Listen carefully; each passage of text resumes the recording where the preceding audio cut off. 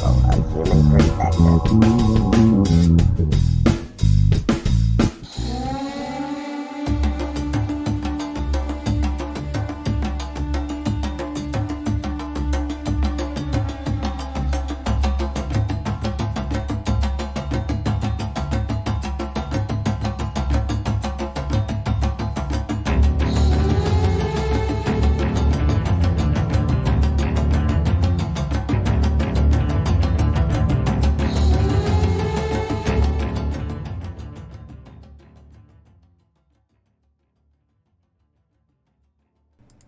Welcome, everybody, to Unbiased and On the Fence. Thank you guys so much for joining.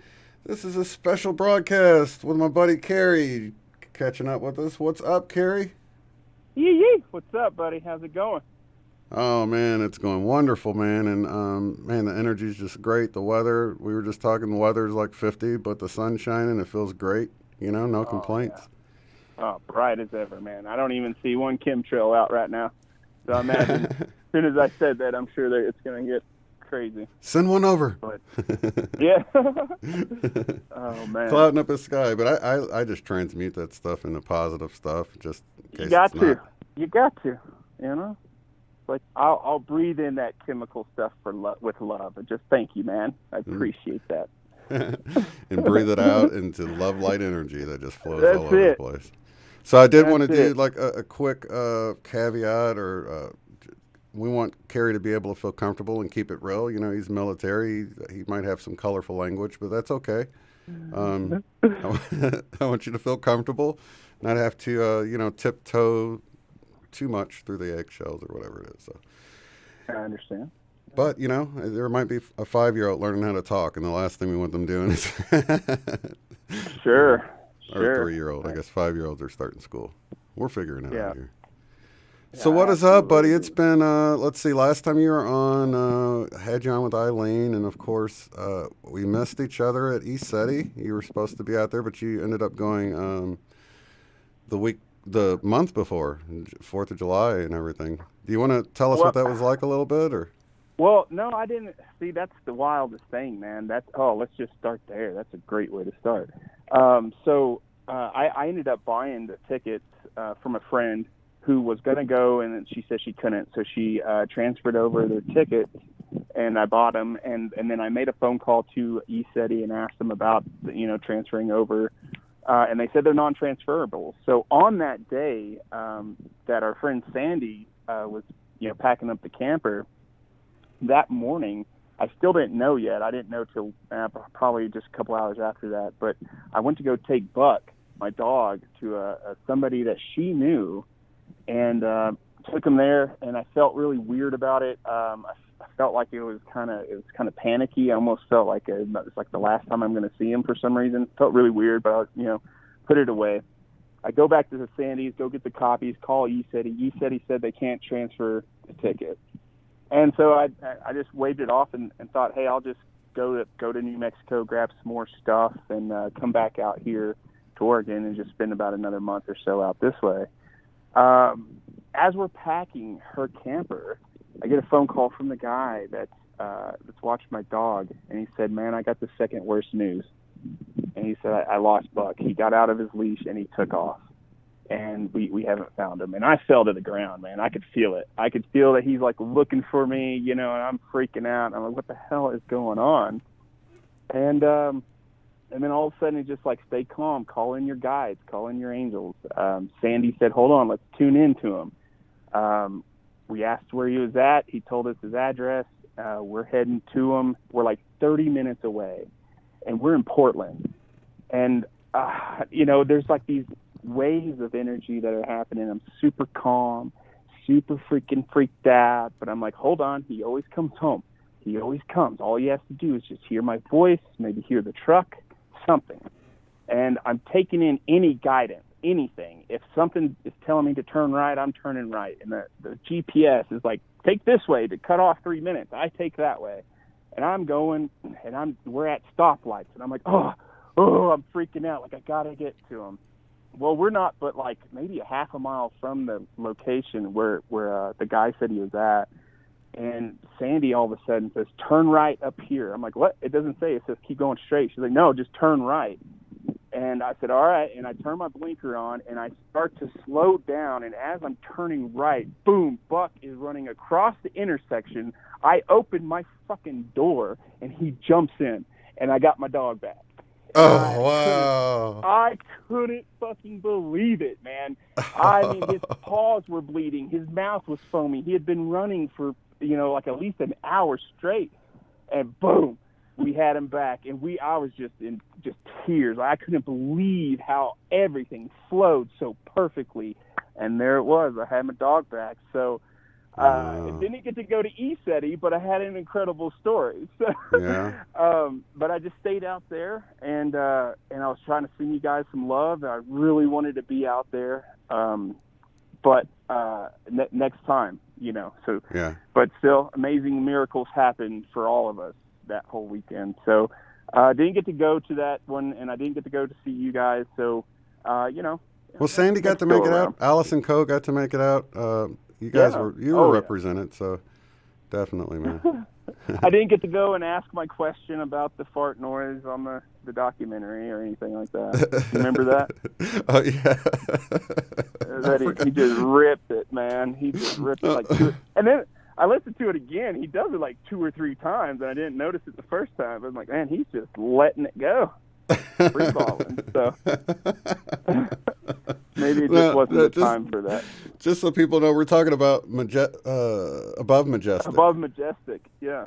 Yeah, and you gave me the timestamp on it. I can't remember what it was, but I went and listened, and it's unmistakable, man. He rips one right there, right in the middle of the documentary. Oh.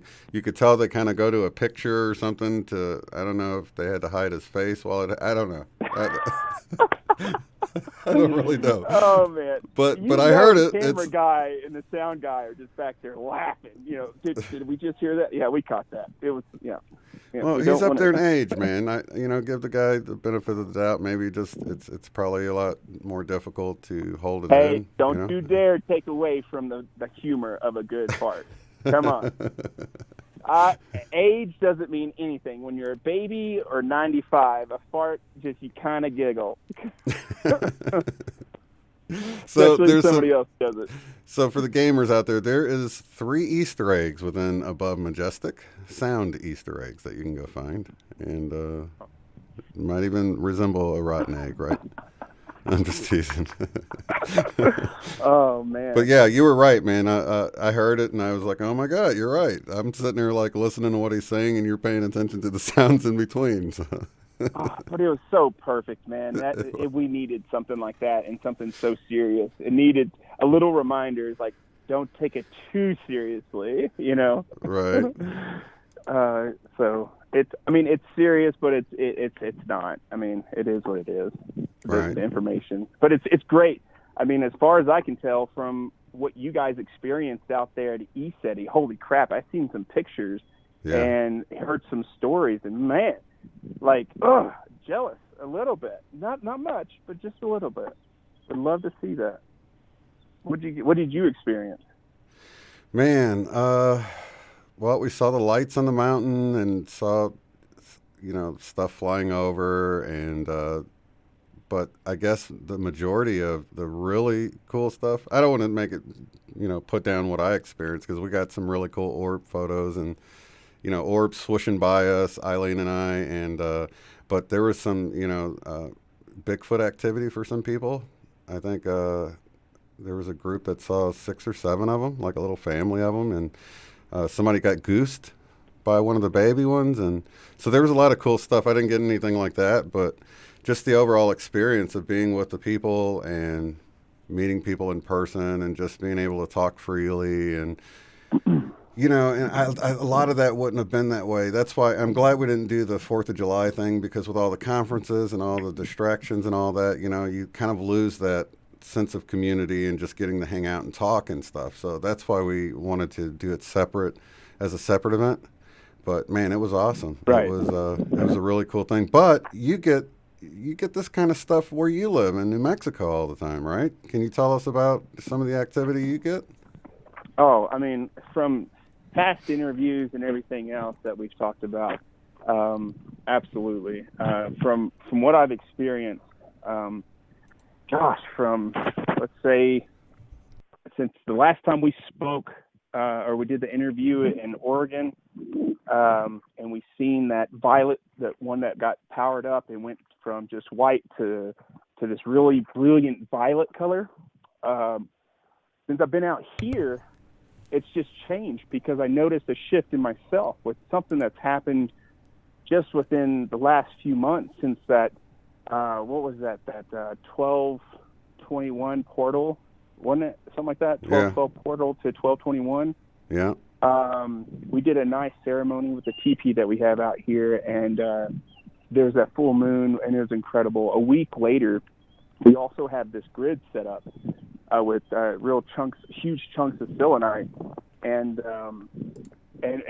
set up, and in the center there's this what we call the dragon tooth, and in the middle I go and sit down, I go meditate, and it was probably maybe 6:40 at night.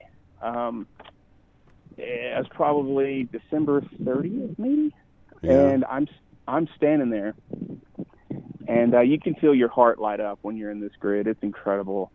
And then all of a sudden, your pineal gland will flash, and you'll see some kind of flash.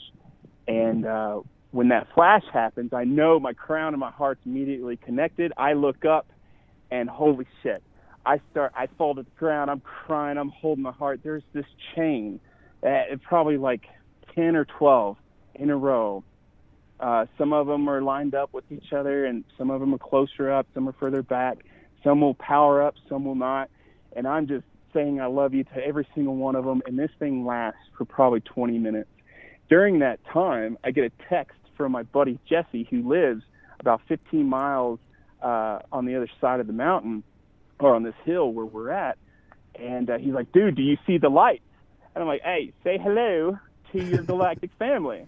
And I'm blown out in tears because the time he sent that text, there was the synchronicity of 646 that resembles something with me, and I knew it was them, and they would just come completely directly over the site here, and then they would disappear, but it was like they would start back up. So it just, there was this constant, just incredible show of lights, and I was just so taken over by how many were just in that moment looking at me and experiencing me. And it blew my heart, and just really was something I never. They keep surprising me. They just keep on doing it. It's something else. Every time we seem to have some kind of energies come in, or some kind of level up, something, they get closer or more magnificent. They become, they just do things to just basically show you, like, oh, this is what just came in for you. Let me show. It's just, I don't know, it's some great co-creation in it. I can't wrap my head around what it is, but when I'm in that moment with them and that's happening, whether it's a chain of lights or flashes of lights or beams of light, whatever it is, you could just feel it. And when you feel it, and these new energies come in, you're going to a whole nother level of heaven on earth that you've never experienced. And, absolutely. And it's just incredible, and it's really something. Now I got Alan and Sandra in the chatter telling me that the Schumann hit 170 for 2 hours. So I'm looking at it looks like it happened a few hours ago. It's pretty crazy. I'm feeling these energies though, man, in a big way. Wait, when? Let's see, that'd be 1, 2, 3, 4, 5, 6, 7, 8, maybe 10 hours ago, 9 or 10 hours ago. Oh, yeah, okay. Yeah, probably sleeping, weren't you? So, do you have any crazy dreams?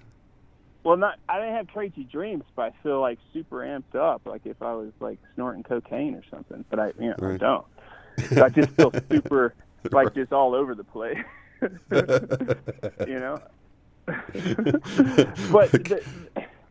so the contact is really awesome out here. What I've also come to know with this grid that was set up out here, and that's going to that whole creating new earth. For the last 2 years, maybe 3, I've been knowing about this whole new earth thing ever since I met Allison and all that stuff. And you're putting so much energy into, you're ready to see something new, that it just, you want it to happen, and flash, boom, there it is. And Yeah. sounds so incredible. But what keeps happening is I kept just putting so much effort and energy into people to try to create this new earth. And it started to become, some people would completely vanish out of my life, and so your expectations get shut down, but then you realize you don't need to have expectations on other people, so it's a win-win. It just became to a point where it was like, let's start creating it somewhere. And when it was time to come out here to Taos, and Yeah. I'm out here on this Veterans off-grid, we're completely off-grid, and we're with solar power. We catch our own water, we filter it, we grow our own food. We have 2 earth ships out here, 2 yurts. We have an earth bag house that we just finished a few months ago. We have somebody staying in it now. Outdoor kitchen, a 26-foot tall, 20-foot wide circumference teepee. It's incredible, and it's just, I'm living like a year and a half ago or so. I remember this goes back to Lauren, that girl who did that show with you. We were doing an Earthship tour, and I said, man, I would love to live in an Earthship. A year and a half later, I'm living in an Earthship, and I'm living in that Earthship for free. Wow. So I've been able to save a bunch of money, and it's just been incredible. So it's amazing how the presents come wrapped. When you're not paying attention, you're expecting them to be this way, and they come in a different package, and it takes you a moment, but then it clicks. You're like, oh my God, I manifested this. Holy shit. Right. Oh. Yeah. And here I am in smack dab in self-sustainable living environment from our 70 by 30 foot greenhouse with the 2 Earthship. We have this new one that's going up, and with building Walapinis, underground greenhouses, so you can grow food year round. We got a bunch of new solar panels, all this stuff, your outdoor showers. Oh my God, if you've never showered under the stars, you gotta, it's just, holy crap, man.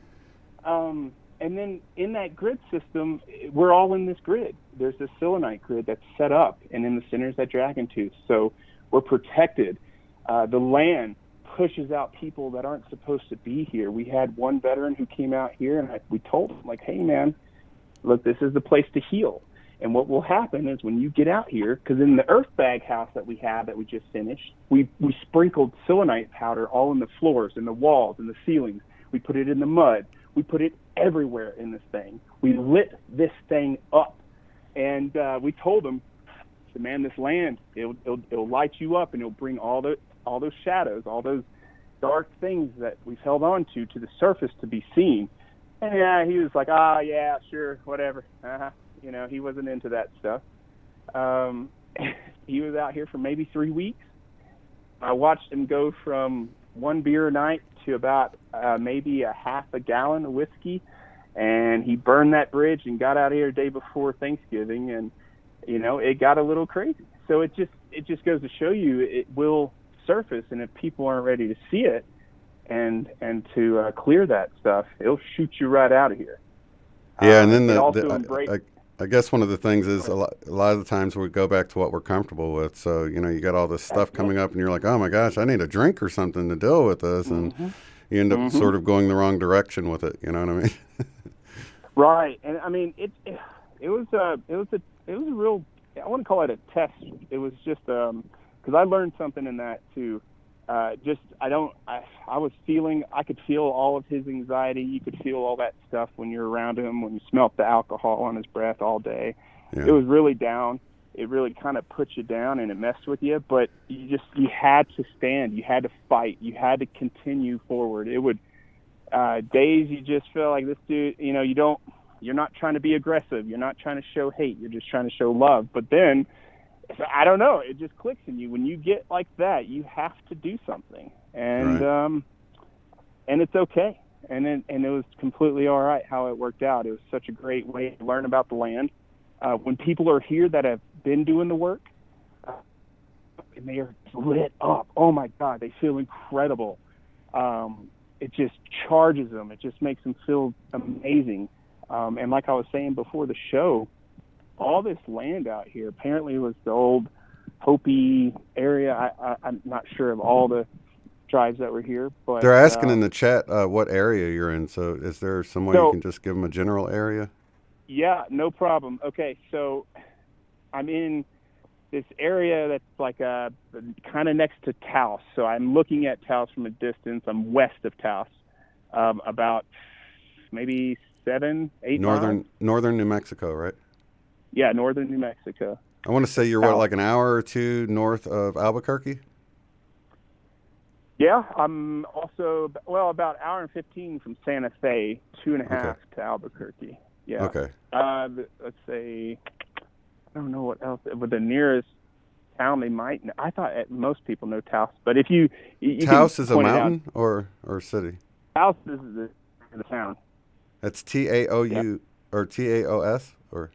Yeah, Taos, kind of just like how the Dow is spelled, but right. with the F, yeah. Right. So anyhow, yeah, the land does it, man. And there's it's built all on like ancient volcanoes and stuff. So there's this huge gorge. It's it's incredible. It's like a mini Grand Canyon almost. It's oh my god. And all around here, you can go walking anywhere and you'll find natural rounded pebbles of what they call obsidian. They call them like Apache tears or something like that. I think that's what they call them, but they're just all over the place. Arrowheads. I'm always looking down, looking for something. I mean, from rose quartz to regular quartz, it's all out here. So, and the sage. When you're walking, you're hiking. Oh my God! And the breeze is just right, and you smell just the sage from the land. Oh. Yeah. If your heart doesn't open in that moment and just, oh my God, it's just incredible, man. Sounds like a wonderful place to be. Do they have land for sale out there? It is. Oh, they do. They absolutely do. And I found it fairly cheap. I thought it was a little bit more expensive, but you can get it some areas for $1,000 an acre to $3,000. We're on this borderline where you can see the BLM, the national forest, is literally right behind us. Nice. So we have this tree line. So we're not in the trees, but the tree line is like a mile up the road. There's land there for sale, which I thought about looking at because I've got to be with trees. Yeah. But out here, it's where I want to put my roots, man. Yeah. And you can go completely off grid for $40,000. Build you a home and completely off grid, $40,000, and live off the land for the rest of your life. Dana says, sage and quartz everywhere. I'm coming. Yeah, absolutely. We're actually trying to work on something to do something out there late this year or next year or something, but it's in the works. I promised the East Coast people we'd do something there, and so that's sort of next up. But even if you want to do something smaller for people in state or something, man, I think people could reach out and do a whole separate one. I don't have to be at every get-together, and there's a lot of great people here on the channel, No. It's the community. I mean, that's what we're reaching out to. We'll talk more about that, but there's incredible stuff to do out here and experience, from sweat lodges to,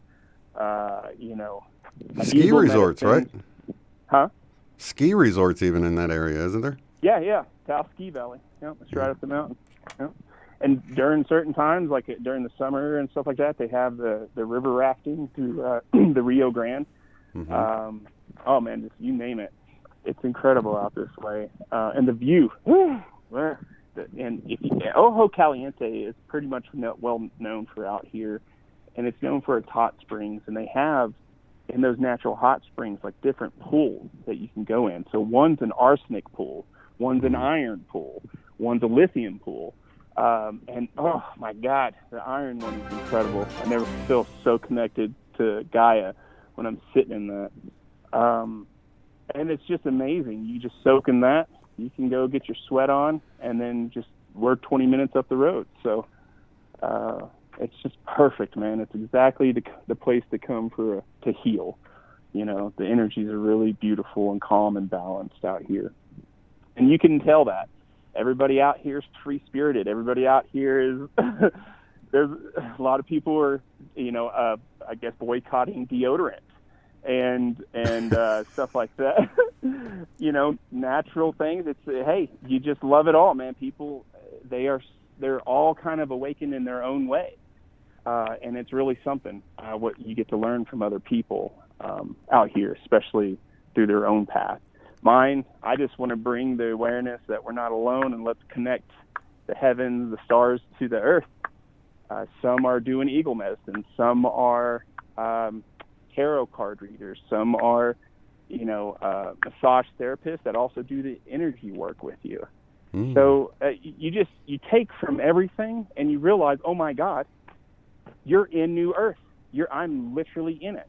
So right. Yes, if you go somewhere and you hear the news, it's still there. But for the most part, you're surrounded by mountains, and you're completely disconnected from all of it. So, it's quite something. And it doesn't take long for you to realize that you don't miss it. As soon as you turn into the news and hear what they're talking about, you're like, I don't need to hear any of that stuff. Buddy, I don't. I know what I get enough that maybe through just on my YouTube feed when I'm just going through it, there's enough that comes on that. It's on there anyways. And you just kind of, all right, you have it in your awareness. You're just going to accept it and show some love, and you're going to kick its ass, whatever it is, right. Through love. And my buddy called me yesterday, and he starts telling me about the coronavirus. I'm like, oh, yeah, I hear about this thing, and he's like, man.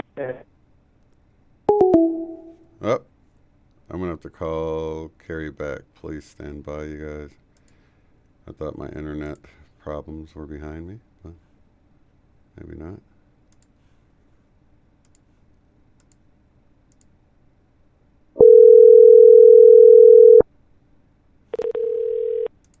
Yep.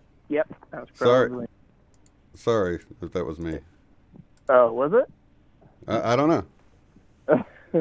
Anyhow, he starts telling me about the coronavirus thing, and he's telling me about the stock markets and places that are emptying their shelves and just this complete panic. And it clicked right then. I said, holy shit.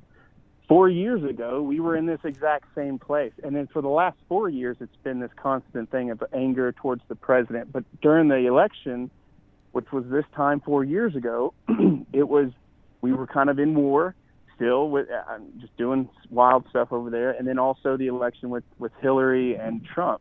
So there's a lot of fear, a lot of panic, a lot of anger, a lot of hate. Well, then Trump, I'm not saying I'm for Trump or against Trump. I'm just putting it out there. He pulls the troops back, and there's not so much war. So what's your next thing that you can do that can still have fear and panic during this time of year? Boom, you drop a virus bomb. Ironically enough, it's the same basis how they say it was created with the movies that they put out, like Contagion or Side Effects, or not Side Effects, but Contagion and that movie Outbreak and stuff like that. Like right. I think Contagion was based off of some bat and guano with a pig and out in a Chinese market. And just a couple weeks prior, before the actual coronavirus is let out on the news, they put on Netflix Pandemic. What would happen if this world blah, blah, blah, blah, blah, And you're kind of like, man, if this isn't just a play on it. So I'm not saying I'm not showing compassion for those who are experiencing it, but I also think that if there's no cure for it right now, until it shows up on my doorstep, what am I going to do? I'm just going to continue living my life as free and as loving and as high vibe as possible. If that's the way we go out as a human race, well, okay. Then what? So it's not just, I'm not going to let it drown me and get in that place of panic, because it's that time of year. It's what they want. And my buddy was just like, well, it'd be just a good idea, 6 months of food and store some extra water. I'm like, that's exactly what I was doing 4 years ago.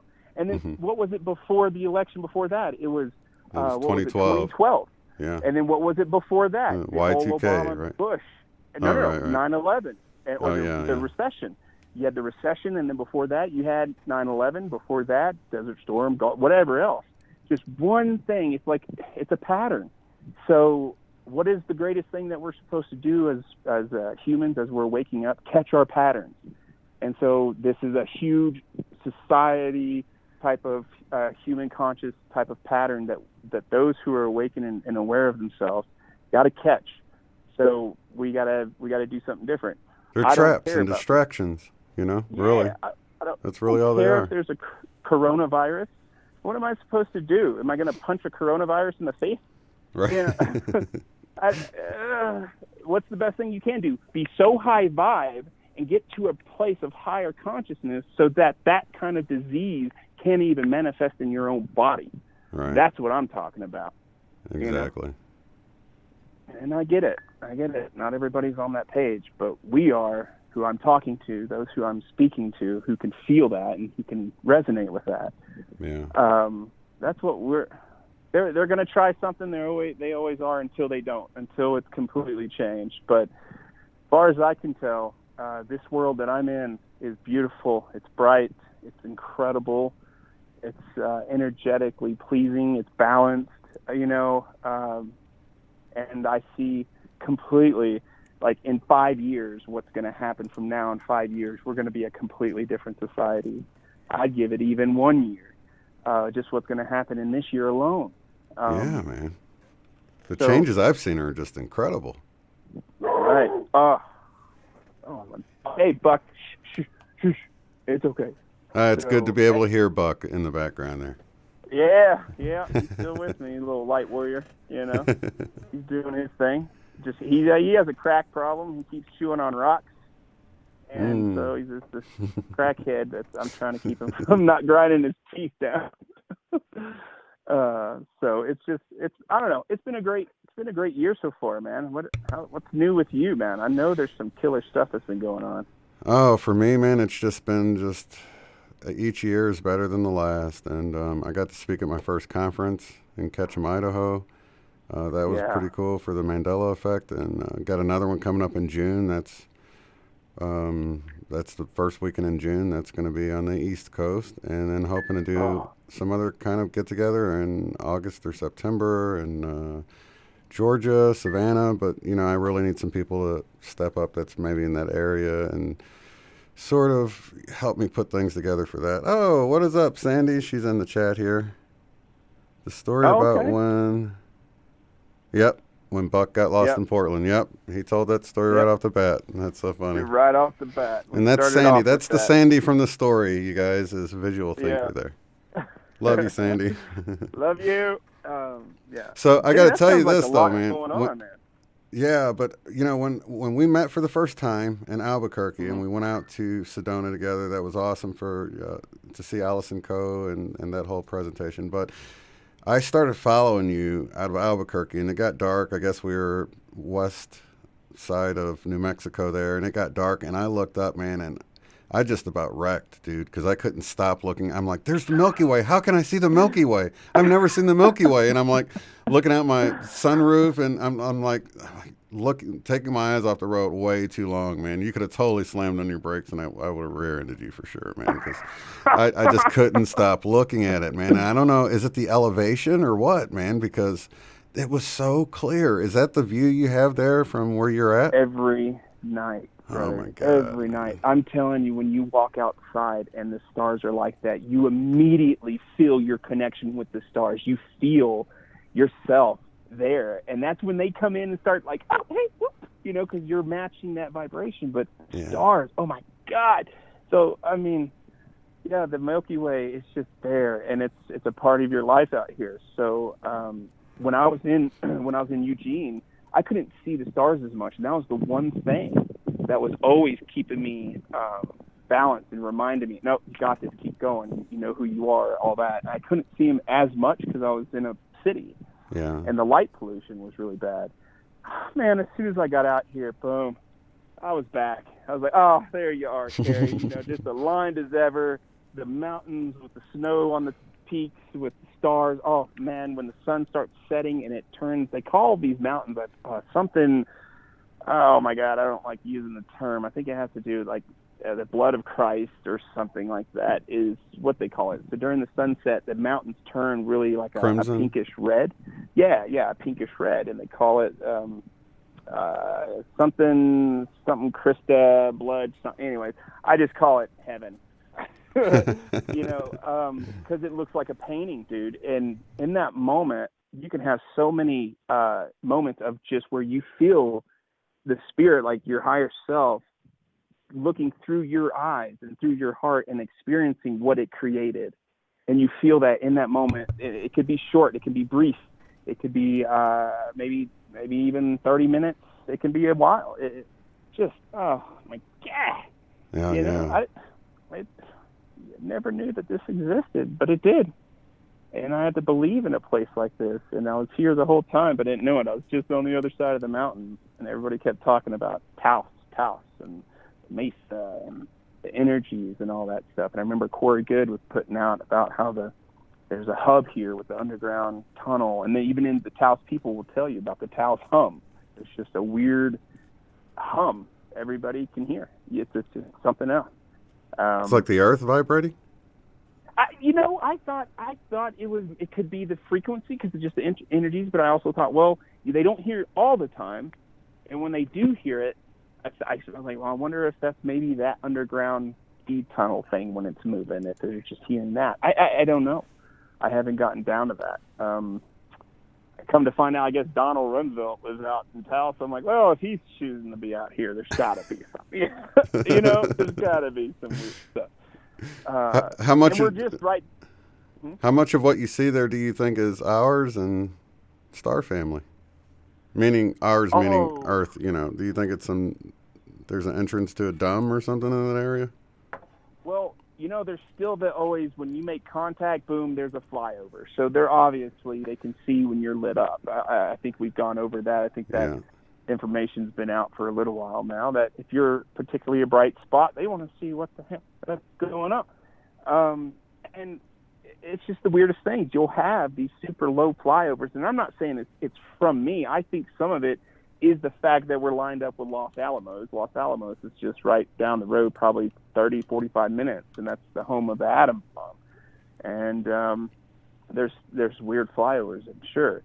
But as far as sky, seeing what's ours and what's not, you can tell because you can feel it.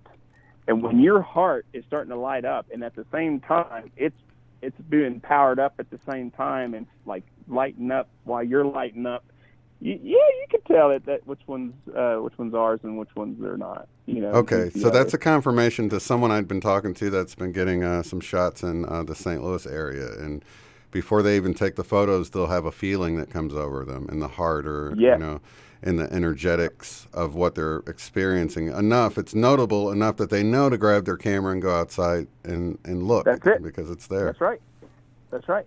That's how that's telekinesis. That's telepath. That's they pick up. I've had that happen so many times where I can just be on a hike at night or just walking, and I'll get this moment to stop, and then I'll see a flash, like my pineal gland kind of lit up, and I'll look straight up, and boom, there they are. Wow. So it's becoming easier for us to pick up on their connection, on them sending some kind of something to say, hey, look up, go grab your camera. I don't know how many times I've done it in just random times when I've just gone out to brush my teeth, and boom, there they are. I'm like, hey, all right, okay. What's up? And I'm in that moment with them. So they'll show up. There's been times where I've just been chilling on the couch in other places where I lived, and they'll flash outside the window. You can see it further on. I'll have the blinds up, and it's almost felt like they're knocking at the door saying, hey, come play. Yeah. And it's incredible. But all I'm trying to do now, it's after 3 years of seeing them and feeling that, I want to experience more. So how is it that I can do that? The only way I can do that is to learn how to really get quiet and go to them in meditation. I've had that experience one time, and I've been trying my hardest to get back. I know I'm tricking myself by even saying it's been difficult and all that shit, but so it's like you're actually calling them in for You're trying to call them Yeah, in. yeah, Okay. yeah, yep. Because I want everybody to see it. Like, I don't know how many times we've been in the natural hot springs and they'll show up. It'll be a power up and then power down and then completely go. And somebody's like, oh, yeah, it's satellite. I'm like, well, then what was the super bright power thing? Like, they got bright and then disappeared. Oh, the sun is reflecting off those solar panels on their wings, and it glares super bright for a moment. And I'm like, wait, but if that's the case, then it would still be glaring. It would still be bright, like all the way across the night sky, if the sun is always hitting it, right? Right. Until until it's on that far side of the Earth and it's completely blocked out of the sun's view. But this was, you just hold it, you keep your tongue, you bite your own tongue sometimes. You're like, okay, yep, I guess that one's for me then. Hello, and you just make it personal again. You bring it back to you. So as much as I'm trying to show people and like, hey, check it out, as we're talking about it, boom, things start happening. Like, oh my God, what is that? Like, yeah, you like that?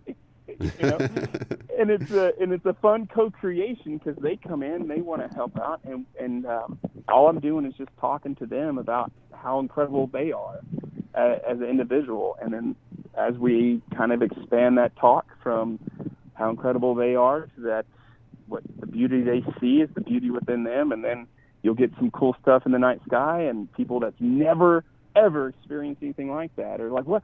I have no idea what the hell that was. And you're like, oh yeah, say hello to the Yael or the Pleiadians and whoever. Yeah. Sandy's saying that she's still calling them in above her house, so that's awesome. It's all about it. And I have a friend here now she's seen one, and she said, how do you make contact? She knew she'd seen it. She has no idea what she's seen. She was so blown out of the water, and now I'm just kind of explaining to her my way of how I make contact, and it's always with your heart, with no expectation. I just immediately go out to connect to the stars for me, and when I connect to the stars for me and feel me, and then I'm like, hey, I love all of you.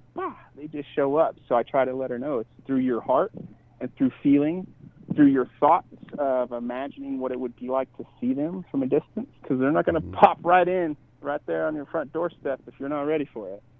Yeah, and another thing that brings me back to our get together in Ketchum, Idaho, because that was one of the a little bit, I guess, 20 miles north of where we were is one of the I guess 10 best spots in the world with the least amount of light pollution to go and look at the night sky. And a group of us went up there, and I was with Cynthia Sue Larson, who has I'm so glad I went with her, because here was the thing that I discovered right before the trip after SETI is that you don't always see things with your visual eyes. Sometimes you'll see things with your third eye that's like overlaid on what you're seeing up there. And it's been a trip for me to look up there and I see this oval, right? And then it looks like a faint cloud in the sky, oval shaped, and then it goes away, and then it pops in, and it goes away, and it pops in, and it moves over, and it goes away, and it's like it's toying with me, right? It's like, just toying with me, and so I kind of went with that, and even went to catch him, and I had her beside me there while we were looking up, and she was like, we're trying to call them in, but sometimes if there's people that will respond in fear, and there was a large group of us there, so she's like, they won't come in if it's going to scare anybody too bad. So right now they're doing some third eye appearances, and I'm like, wait a minute, and then I started like telling her where I was seeing stuff, like by the three little dots of, Orion's sword, I guess is what it, when you're looking at the constellation, I saw it, something right beneath there. I said, I saw something flicker right there. She goes, yep, there's one there. And I'm like, wow. So I have been seeing. It was so nice to have confirmation from someone whose third eye is open a lot more and they can see it a lot better to realize I'm getting these little glimpses of third eye, seeing things with my third eye rather than out of my eyes, and then it sort of overlays, and you'll see it, but you don't see it really well, and it makes you wonder, like, am I imagining something there? Why do I keep seeing flickers here and there and stuff? But no, it's your third eye. It's crazy. It is, and that's why, like, when you can see, I'm sure plenty of people can resonate with this. When your guides come in, and you see a sparkle of light, when you see that sparkle light, I mean, that's your third eye that's able to see that. You know what I mean? And that's picking up what you're able to see beyond the veil.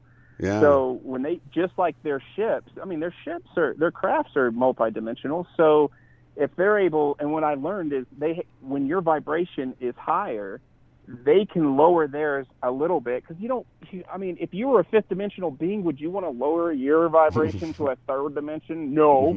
So No. you gotta, you need to kind of get up to them a little bit. Yeah. Be Meet them just halfway. out there with, meet them halfway. Find that beautiful balance where they can come to you and you can go to them, and it's all fun. And they will surprise you. You'll end up sometimes having an amazing dream after you made contact, and you're wondering, why was I dreaming of Bigfoot? You know what I mean? Like, or why was I dreaming of this squid-looking person? And that could be some of them. Who knows? Right. You just never know. I'm trying to really be open to the different species, like from squid-faced people to, just so it can get out the weirdness. So you know what I mean? Like, even if there's not squid-faced people, but just get the weirdness out. Get that. What would it be like? Would it shock you if you see somebody that looks like a bird? Oh, it'd be different, but how cool would it be? Right. So you're just trying to. The lion, when I think it was the full moon, was in Leo this past full moon. If I think I'm right. And I remember I'm the wrong person to ask. Yeah, I think it was. But I remember went into a meditation, and I would see this lion face. I'm like, what is that? What is that? And I don't know. And I think it's kind of it's a best of both worlds. It could be a Lyrian guide, or it could just be the lion within you. It could be your own lion. It could be your own courage, because the way you feel when you see something like that, you're like, oh, you feel real powerful. You feel unstoppable. Your courage is through the roof. So, absolutely. Be open to it all. Be open to it all. I mean, like. Has that increased for you, Kerry? Seeing the sparkles and the orbs and things like that? Yeah. Because I've been getting a lot more of that too. Yeah, the one thing that's just really amping up is being able to see the energy. Because I know if you can, when I look out in just the sky, you could see what looks like a static, like on a television. It's very faint, and if you could see it barely, but you could just see static everywhere. Yeah. And then when you start kind of tuning into that, I mean, they just get brighter and brighter. The sparkles, as far as guides, when they come in, there'll be time they'll come in the weirdest of times. I mean, the weirdest moment. And it'll be so bright and just flash. Like, if they're right there, you'll even feel their energy hit your heart. And you're just like, oh, hey, sorry you're having to see this right now. So yeah, it's really amping up for me, and I just have to be okay with it's really being able to be confident in your own skin, in your own personal world, not hiding from anything, because they're there all the time, right? So you can't hide anything. Right. So the more. But at the same time, there's no judgment either, which you would think, That's right.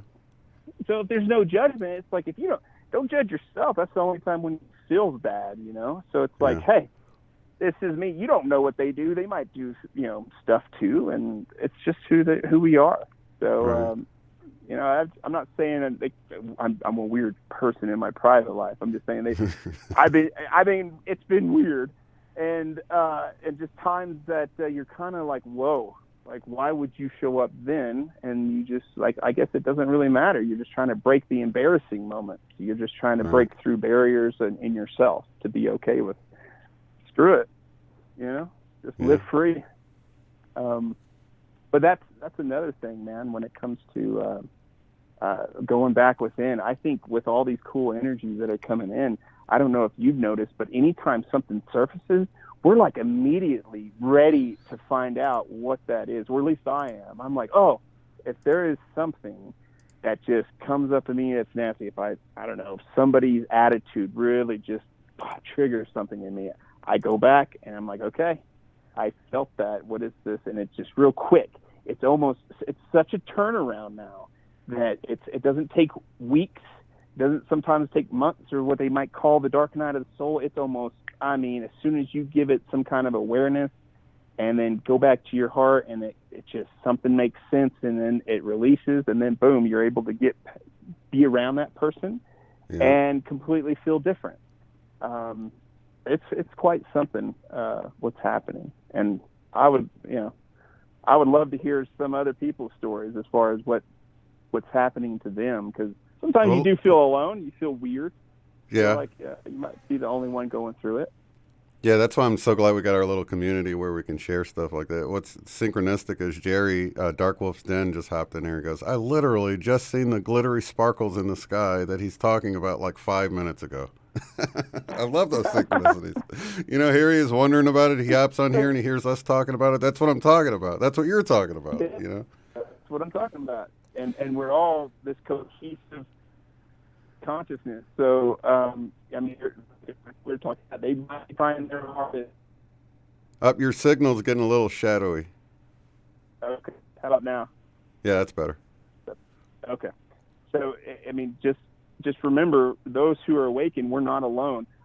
Oh my God, I burn cedar every day, and any chance I get, handfuls of it, for all of us light workers out there, because it does feel like it's a lonely path sometimes, and it does feel overwhelming.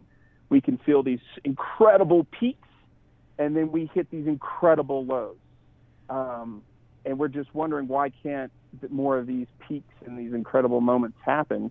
And I think what I've come down to know is because we're giving a shit a little bit too much about the negative. And what I mean by that is we're still waiting for something to change.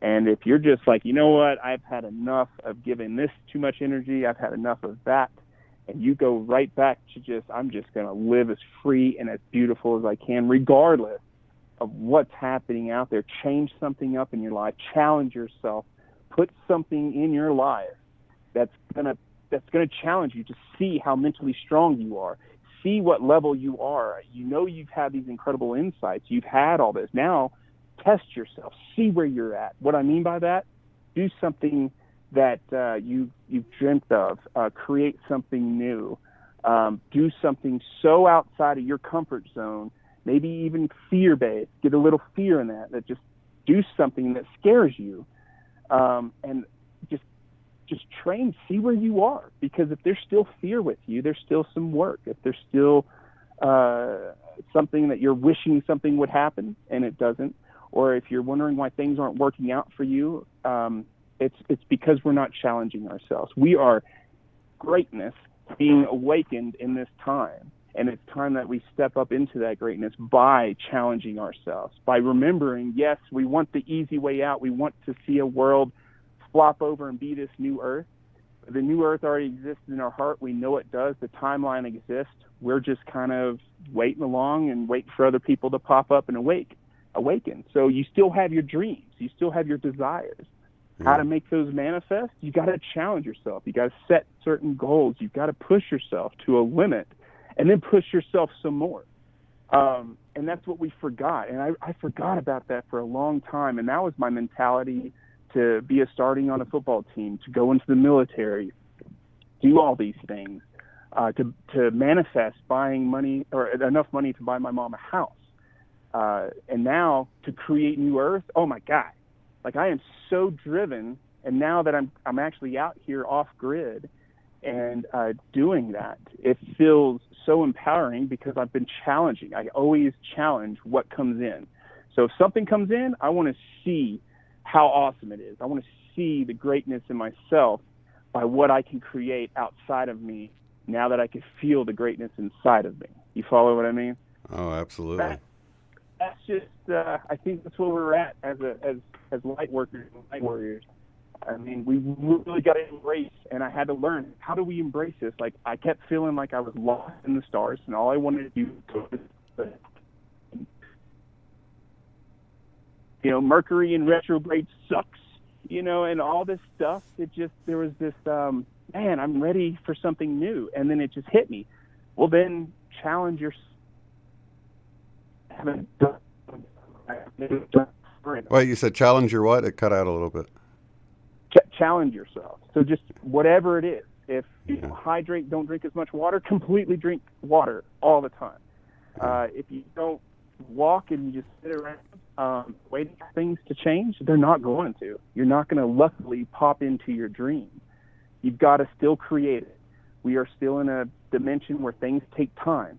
So if we're okay with that, we want things to happen. We want this incredible disclosure. We want to have those technologies. But until then, still create your dreams. Still go after your passion. Have a why.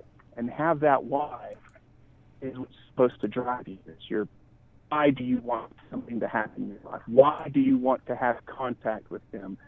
What is it going to take you to get to the next level in your own life? You're still here on this planet. You still got to pay bills. Don't have jobs. Some want to work their dream job in a part-time or a crap job. It's time that we step out of our comfort zone and really challenge who we are as light workers. And what I mean by that is challenge fear. Challenge that fear. Challenge it. Like, oh, okay. Yeah. I want something new in my life. Shake it up, man. Change something. Have faith in the universe that you are is going to work with you. And the money will come later. If you're following that passion, you're going for your dream, the money will come. It will always come. The money is next to forget money. It will come. Just get out there and be you. This is the time that we need it more than anything.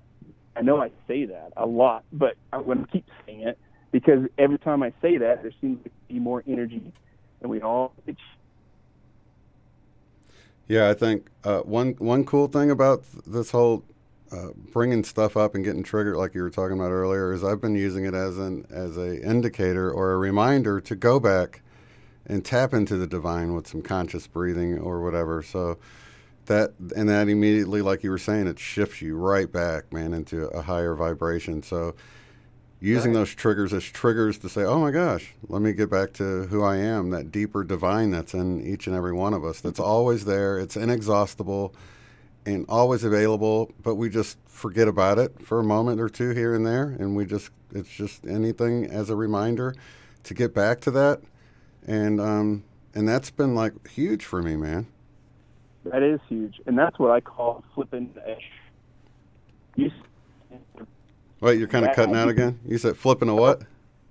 Okay, so like when you're triggered, usually what we've known or prone to know what triggers are not a good thing. A trigger means it's triggering you in a bad way. Well, right. If we're somehow able to flip that perception and say when you obviously feel the trigger of something that doesn't feel good, you use that and you're like, oh my God, this is a moment that I get to play with. And then you go and like, okay, why did that trigger me? Go for a hike and ask yourself, get around, move around, something like get fun with it. Like, okay, that triggered me. Why would I get triggered by somebody that said that? What's the underlying thing? And somehow in those moments, and you come back and you do like that breath work or you go for a hike, you just take a moment and just like, okay, and just, there you are. And that trigger seems to just disintegrate. And then bam, you're next level. You're constantly climbing the mountain. And that's the beauty of it all. Cause once you've hit a peak, you got to understand you're going to go to another peak and another one and another one. And it may be tough at the beginning. That's where we see synchros.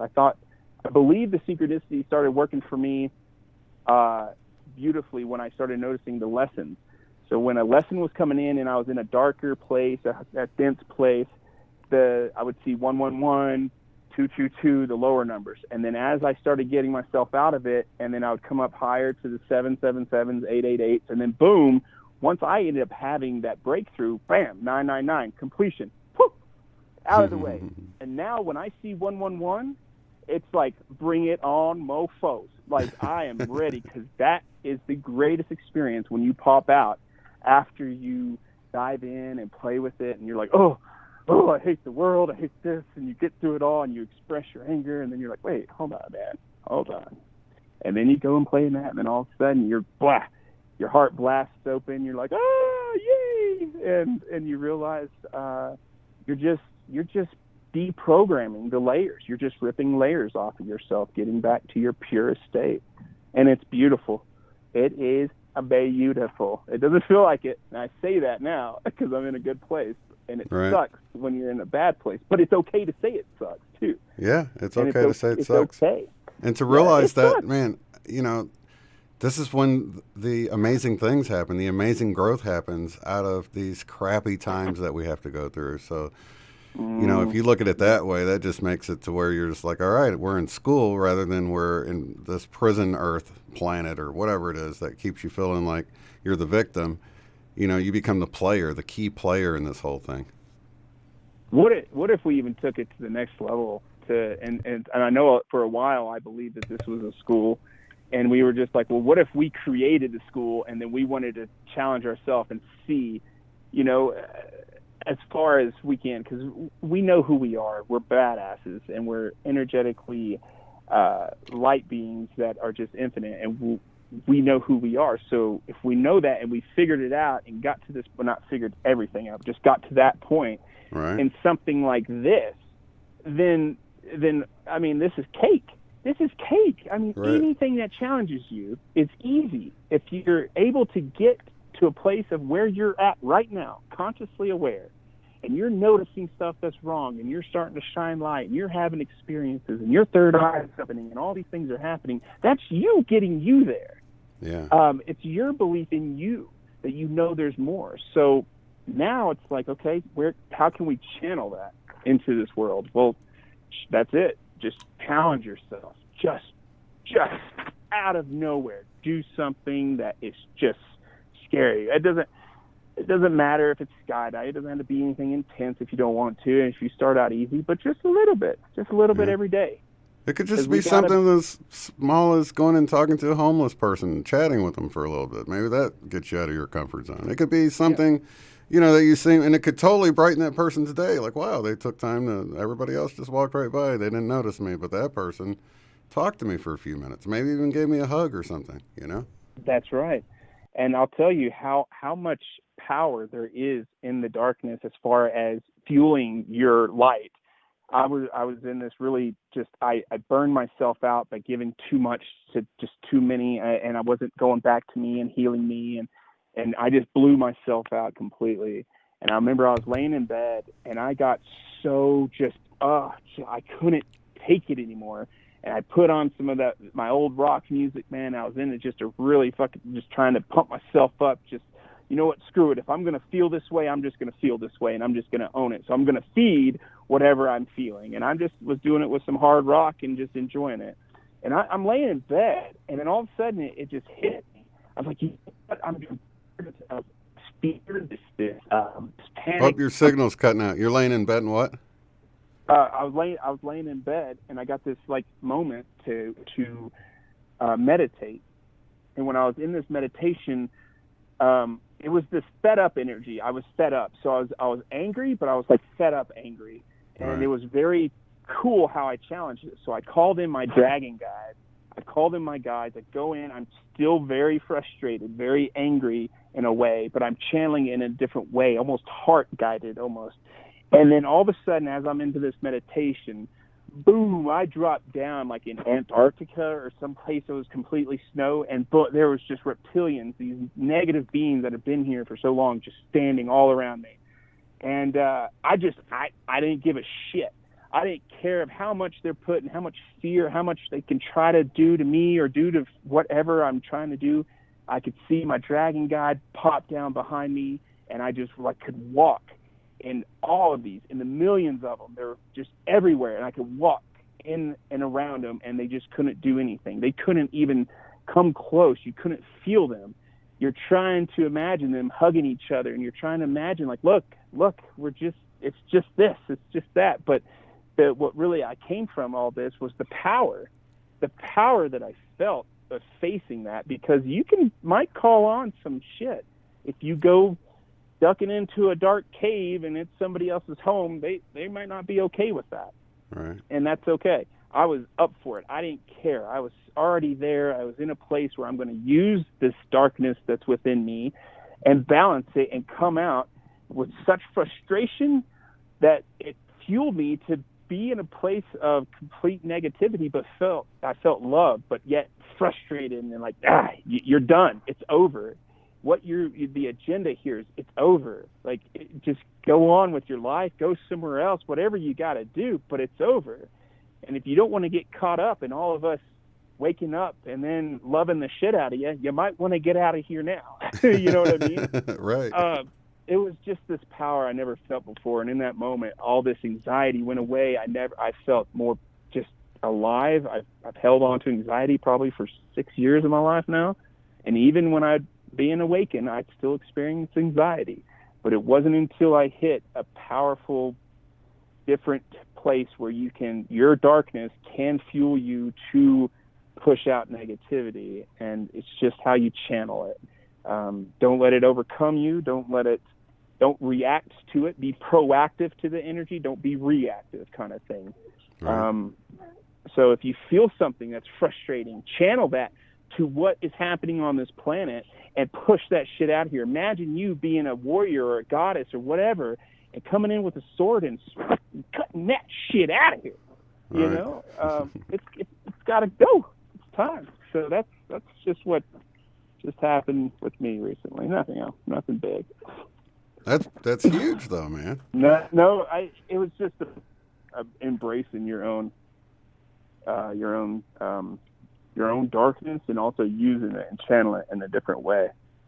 Right, but I mean, just having that go get it attitude is, I mean, a lot of times we can get stuck in waiting. Like you were saying this earlier in the call, that we're sort of just waiting for something to happen when there's so much that can happen already right here and now that you can be involved in, that you can tune into that divinity that's within you and begin to work on ourselves. There's always stuff to work on about ourselves, you know what I mean? Always. Yeah.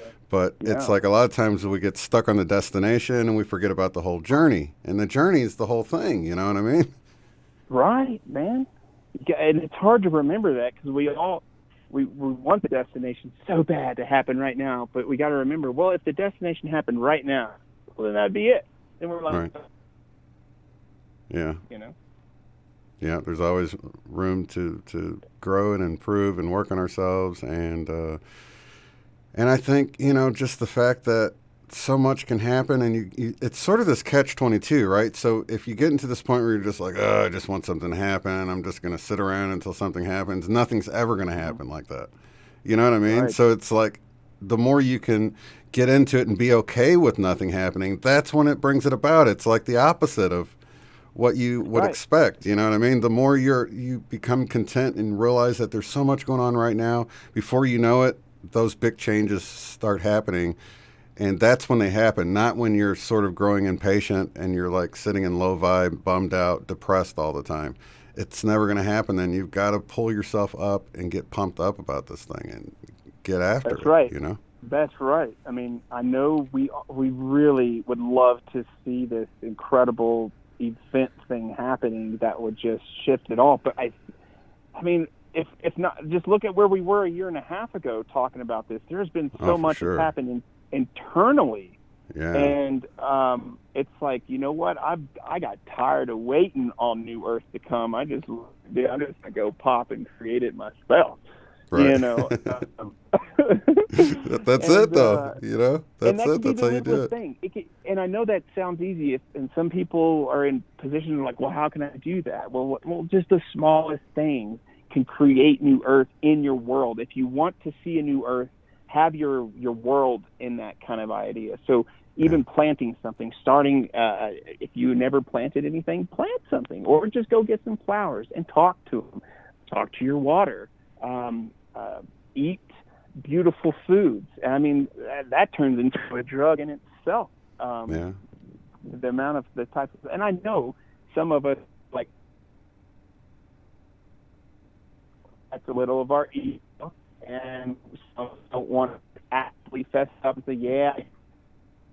I'm kind of losing you a little bit. Right. Maybe I could talk to my water, even though it feels weird at first. But I promise you, every time you challenge yourself and you get through the hump and you have an experience within yourself, you surprise yourself in ways.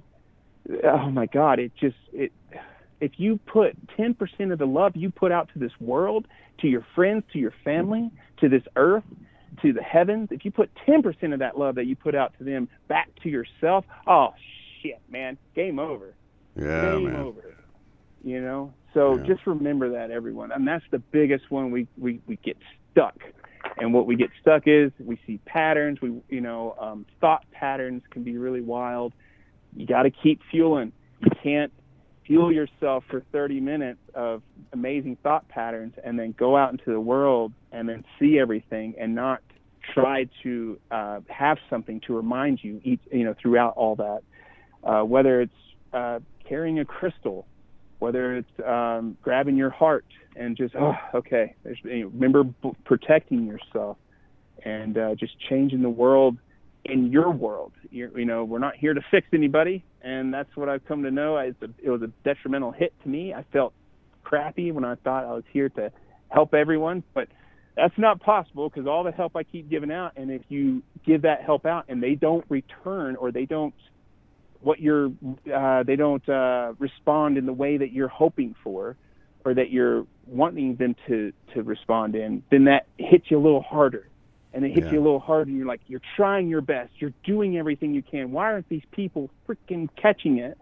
Then you're like, oh, that's why, because you're not here to fix anybody. You're just here to be awesome, to create your dream, to be abundant in everything, in joy, in love, in money, whatever it is. That's yours. It's yours. You deserve it. It's there. Yeah. We just kind of get beaten up over time, and oh my God, if I was talking like this a year ago, and now I'm sitting in where I was talking about. I want to be in an Earthship. I want to be in New Earth. And I mean, it might not be crystalline skies and fairies and gnomes and stuff everywhere, but it does feel new to me because from the world that I came out of to the world I'm in now, it feels completely different. So that's the only thing I can say of how I got to this, how I'm able to get to that, and where we've come from, man. And we're going to have challenges. Yeah, we're going to have challenges, but embrace them. It's like, okay, if it's a challenge, then it's like challenge accepted. Let's see how you're that badass. You can take on anything. Well, a lot of people have, 3D jobs and, just the regular, maybe in retail or in the corporate world or whatever it is, and they feel like, what the heck am I going to do here, But really, I mean, if you imagine this new Earth, how would people respond in this? To start treating people like it's new Earth and to start loving people like it's new Earth. And, you're going to catch some people off guard when you're not triggered and you don't, snap back at them when they snap at you and you respond to them in love and stuff. But it doesn't really matter where you're at, Think about it. If you go to a restaurant and you encounter a waitress or to the doctor's office and encounter a nurse, do you want a new Earth nurse or waitress, or do you want, 3D old Earth? I mean, we need people everywhere is what I'm getting at. So no matter what you're doing, even if you're digging ditches, for goodness sakes. Yes. You know what I mean? You can bring that in, bless the land that you're digging up or whatever you're doing. You can just infuse it with this new Earth, higher mentality, higher vibrational love, and just bring it in wherever you're at. We need people everywhere. We don't want everybody sitting at home and, doing energy work or something. We need everybody everywhere. So. That's right. I mean, even when I'm building an Earthship out here, if we're building one, and there's a moment where you have to pound tires, so you put dirt in these tires, you build this wall, you don't feel like you're really doing anything because we're building these homes for homeless people, and so that they can live in these homes free and they can get their shit together. But you're pounding these tires, you're tired, you're looking around, you might sometimes get frustrated, like, man, you're just not getting results. Right. And that's what you got to remember. Results in 3D are not going to be immediate. They're going to be a little down the line. But what you're going to do now is what the result you're looking for is what you're dreaming of and what you're visioning. Yeah. And it takes that reminder because we have been in the stars. We have been aware. We're like, oh yeah, we can manifest anything. Well, we can in other dimensions, and it happens like that. But here, let's remember, it takes a little bit more finesse. But how do we make it easy is that we just got to remember to go after our passion and have a why. And that's really what it is. Just have that why. It doesn't matter what. Just have something. My why is to prove to myself that I'm the God that I believe myself to be and that I feel myself to be. So I believe in that. And how I'm going to prove that? And I'm just going to be real as shit. And I'm not Jesus. I'm sorry. I'm Kerry. And so I can't I'm not the kind that gets slapped in the left cheek and can turn to the right. I'm going to turn and slap you in the right cheek and say, I love you, but don't do that again. Please, why would you do that? I get it, and I can embrace that. And the more I embrace myself to be that and not try to up myself to this pure, loving being, maybe one day I might be there, but right now, not in this world. You've got to be grit. You've got to have some grit a little bit. You've got to have a little backbone. You've got to have some like, you know what, shit, I'm tired of you being so negative, and you could say something and not feel like you can't say something. And we got to speak up, and it could be said differently, sure. But there's some things that people talk about that you're like, well, yeah, that's why nothing's working out in your life. And you just can be observant from it. And you're like, well, what about this? And you just throw a little seed in there. But we've got to speak up, and that's the biggest thing. I hear too much negative stuff, and it's like, let's shut up. And you can say shut up as a loving light warrior, because you can get fed up with something, and it's okay. You feel it, so if you feel it, it's natural, right?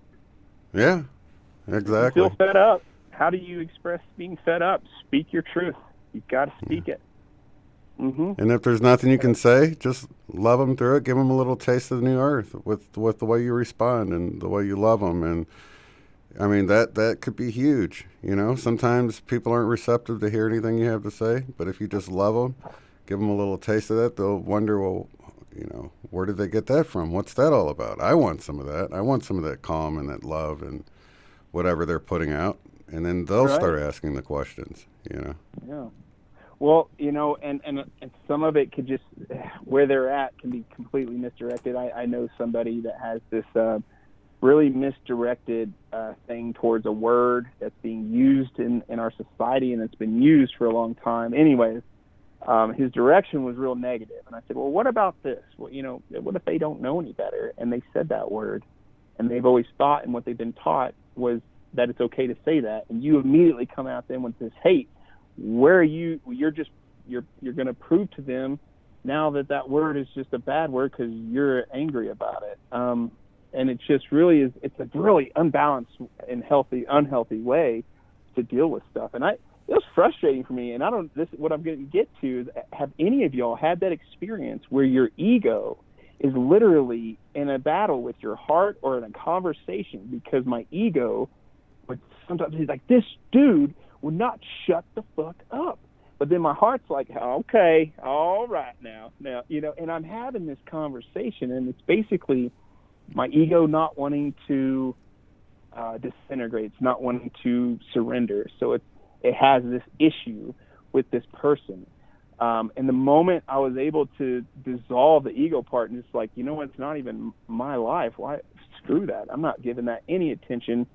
If he has something to say and I'm at, somewhere and I see him, I can walk away. I can say, hey, man, you mind? Let's talk about how awesome your grandfather's doing from surgery or something like that. Just turn the whole page, and it'd be okay to speak up. I used to not say anything. I wouldn't say shit. And you could feel that energy just all around you. You go home, and then you feel it all around you, and then you have to do your cleansing, and then you have to do your Palo Santo and your sage, and I just I got to the point where I don't give a shit in a healthy way. I don't care about other people's ego anymore. Right. And that you have to be okay with that. If you can know yourself, and I've known myself like this before, if you can know yourself to be limitless, is a place of not caring what other people say, think, or do about you. And that's a place of pure creation where you have now just been in your sitting power, because it doesn't matter if somebody tells you you're not going to create this or you're not able to do that. And like, well, just like the Buddha said, you can yell and call me all the names you want, but I don't accept them, just as if he was trying to give him money. And you say, I don't want the money stays with that person. So you don't have to take these insults. You don't have to take this negative. You could just go about your day, create your dream, and live the perfect life you always imagine yourself to live, and get yourself out of all the other shit that still is keeping it comfortable. We don't want comfortable. We don't want average. We want extraordinary. We want greatness. We want magic and miracles. Those things don't exist in comfortable. Those things don't exist in average. So if you're surrounded by average people and you want to be great, you've got to put yourself with greatness. You've got to, be okay with letting people go in a way that puts you on another level. Because I've met people and I met this one beautiful being who I love her dearly, but there was times where I could feel that she's riding my own coattails, and it can drag my own dream down and get me caught up in another dream, and I forget all about my own. Right. So it's okay to cut people off, and I know in a place that we're like, well, it's all about the love. It is loving you if you do these things, loving you in a way that you've never loved yourself. It's love, so you're not going wrong. I can't keep giving out to people that aren't really, consciously there. And I hold my space and I just light up this grid, and I still make people smile and do my thing. But it was my perception, because how we do as empaths. We go out and you feel the beating in Walmart. I know everybody knows what I'm talking about. You go into Walmart, you feel it all. You go into a grocery store or anywhere, you feel all that crap. Where we challenge ourselves is to not give a shit about feeling any of it. So you just don't have the energy to give a shit. You just are in your bubble, in your world, and you're going to get your cans of soups and your vegetables, and you're out of there, whatever it is. I don't know. That's just in my own path. I just got fed up with seeing so many let you down. At the same time, it's clearing paths. As you're clearing those people out, it's allowing these incredible beings to be in your life and to amplify who they are. Like yourself, you are in my tribe, Sandy. There's several other, I won't mention names, but they're out there. Yeah. And we amplify that. Instead of focusing on what's not happening, let's focus on what is happening. Well, we're changing. So let's just embrace being badass in a whole different way.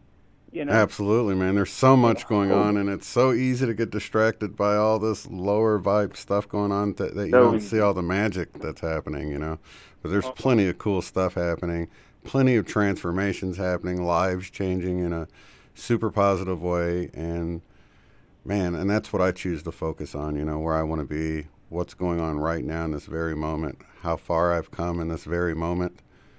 And, I'm just amazed, because I know I didn't do it, I mean, I did it to a certain extent, but I know I didn't guide and line this whole path up. I'm like on this divine path where I've been guided and led to be where I am. And it's sort of like learning to go with the flow of all that. And back to what you were saying about releasing judgments, man, it's like when I think about how far I've come, someone left a comment, I don't know, a few months back, talking about how much they used to watch me and enjoyed me, but now they've found Christ and they were trying to lead me back to get back to God, and that I lost my way and all of this stuff, and that they don't see synchronicities anymore, and it's all part of the this evil stuff going on. And I would have been totally triggered by this comment like a year or two ago, but this time I'm like, I sat here from their perspective. I thought, wow, they actually liked me enough, they cared about me enough that they came back and left this long 4-paragraph comment. They took the time to write it out. Probably took a half hour, right?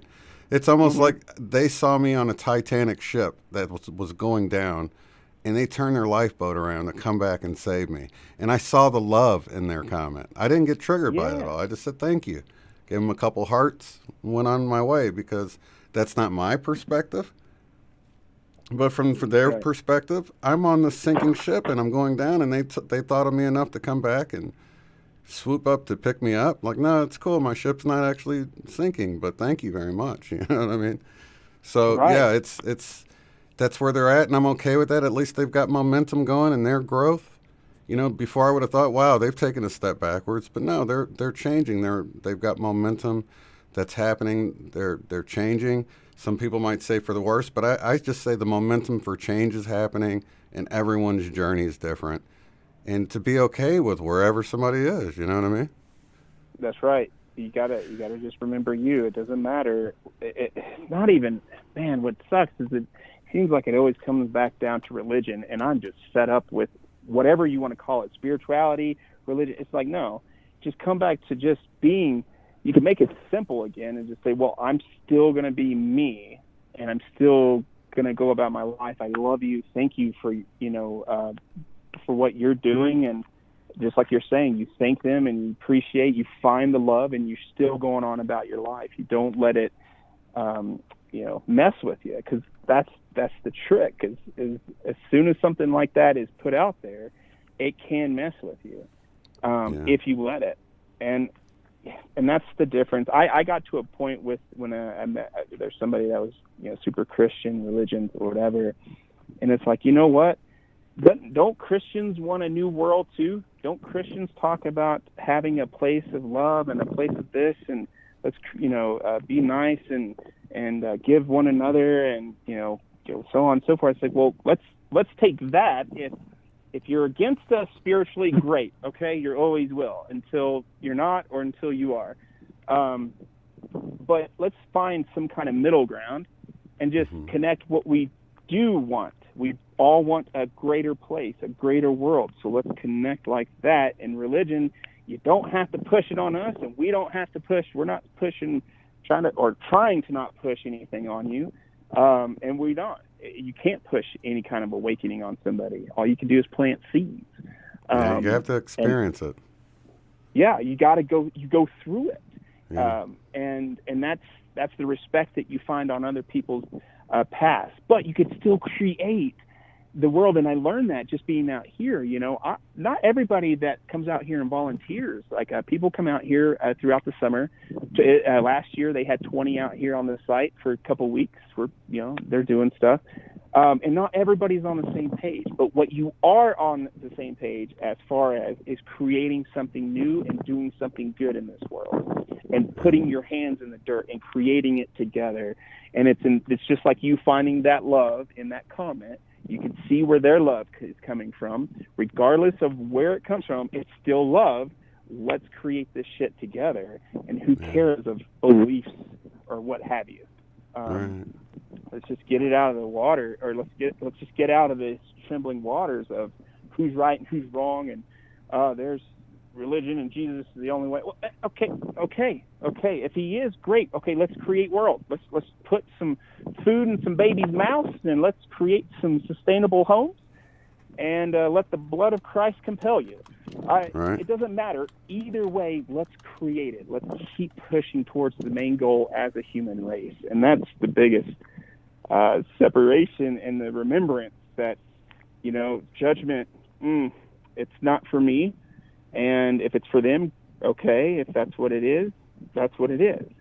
But there is still love, and there's still a point to want to create something. So it's beautiful that we get little moments that we actually experience. What could have been a negative thing is actually a positive thing, and that's finding that silver lining in everything.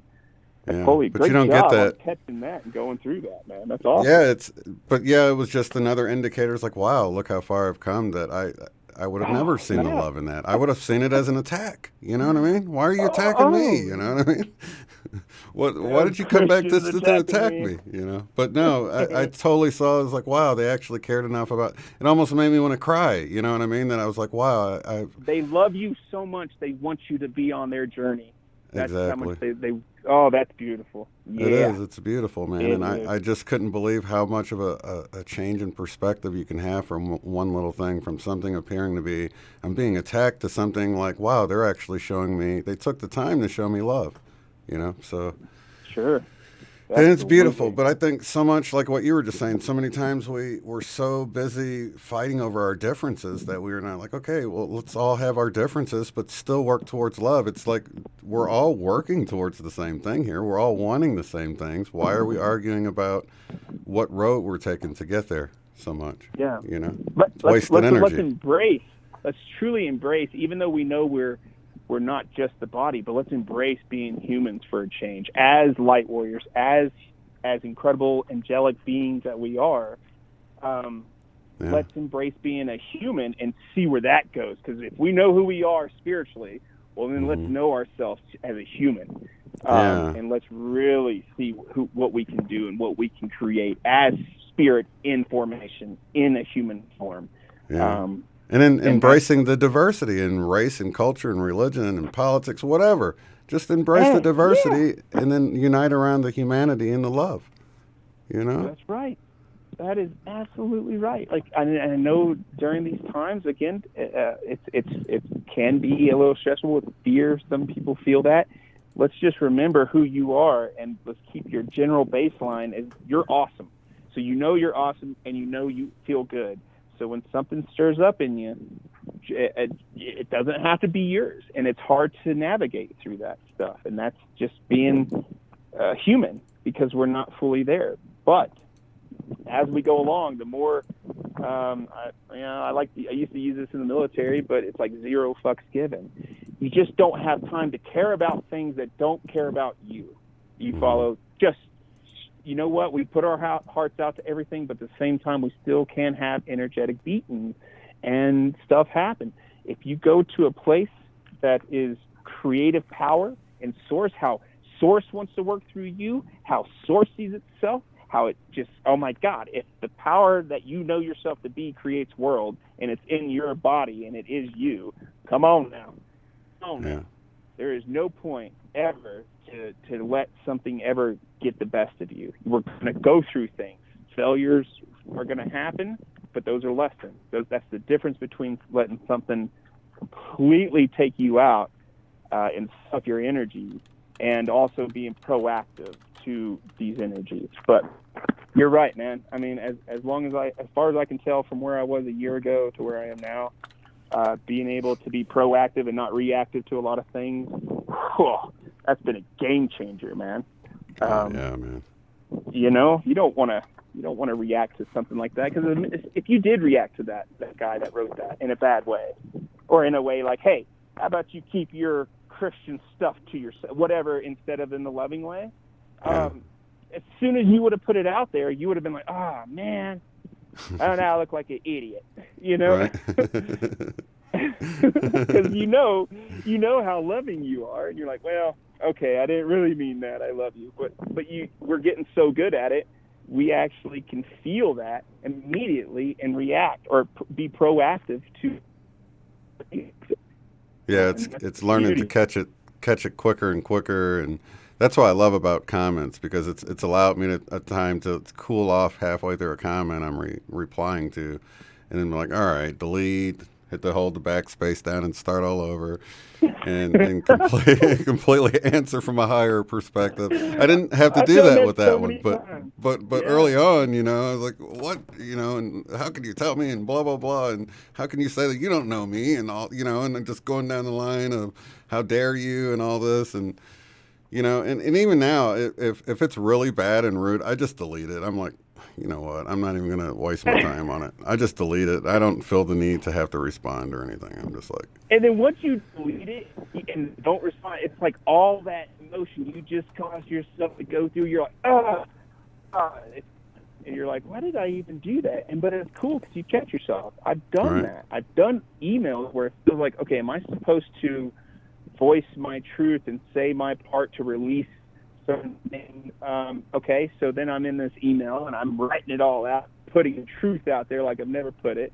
Haven't spoke about any of that kind of stuff, and just would, you wrote all out, and you're like, oh man, like, no. Yeah, You we feel can good surprise ourselves. Yeah, you actually like released it, and now you don't have to send it off, and then you're like,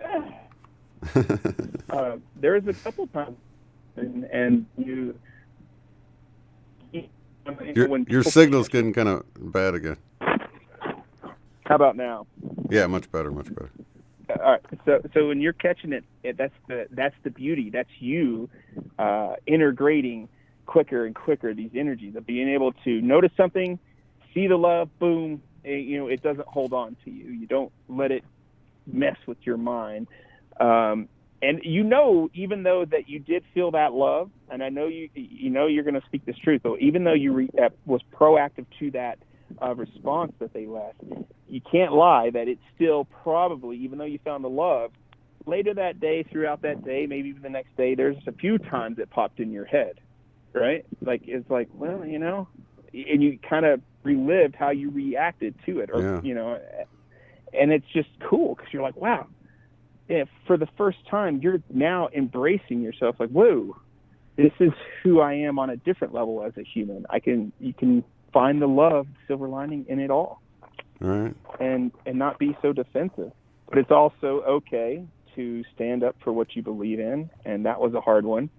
I thought I was being super sweet to this dude and being kind and saying, hey, you know, anything you need. He got super blasted drunk and called us, you know, really nasty names, you know, effing hippies and gay slander to hippies and all this just nasty stuff.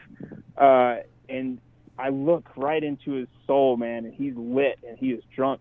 And I'm looking at him and I'm like, am I going to have to like slap you awake? And he looked at me in a way that like I actually stared at his soul. And I don't mean to ever be defensive or and kind of aggressive like that. But in the situation, you're either going to get hurt or you've got to put a boundary up and say, no, I'm standing for what I believe in. You are not going to hurt me. You are not going to put your hands on me. And you're going to say whatever you have to say. And I'm still, even if I have to push you down, I'm still like, come on, man, what are you doing? You're trying to still speak to the divine person in that, you know, and you realize that if it's alcohol or drugs, that's not them. But it's okay to defend yourself, not defend yourself, to stand up for who you are.